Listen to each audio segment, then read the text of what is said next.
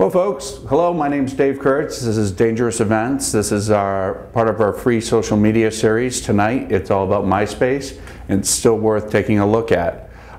Throughout this small seminar and presentation, we're going to talk about different things like demographics, what's been happening in the Myspace community, and also talking about the best ways for you to advertise your business and things of that nature. Also, we'll be talking about what has recently been going on in the Myspace community and why it is still worth taking a look at in today's market. Once again, if you do have a question, feel free to just say, "Hey, Dave," and we'll go from that point.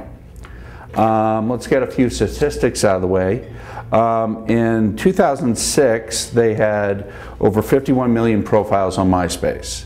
And that's a cumulative effort of obviously all profiles, dealing with all demographics of male to female ratio and so forth. In December 2009, the demographics were like this.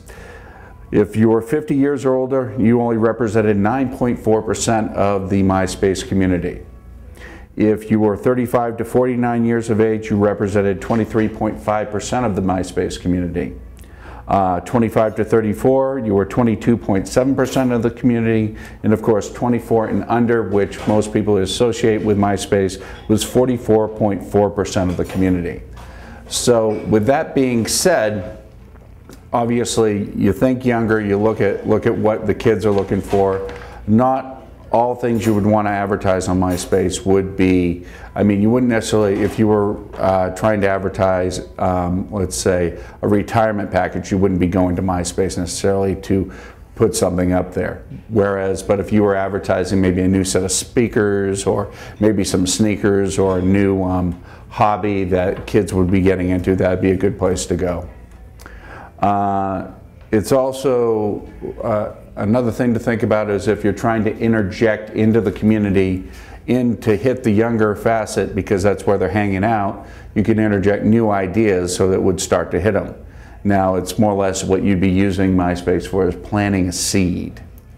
Some neat things about Myspace dealing with the layouts is you're able to design it, unlike Facebook and other different areas within the social medias, it's easier to design a Myspace layout than it is to, let's say on Facebook, where you might need the help of more of a designer or a web designer, if you will, because they made it easy for kids to put together, and that's part of the idea there.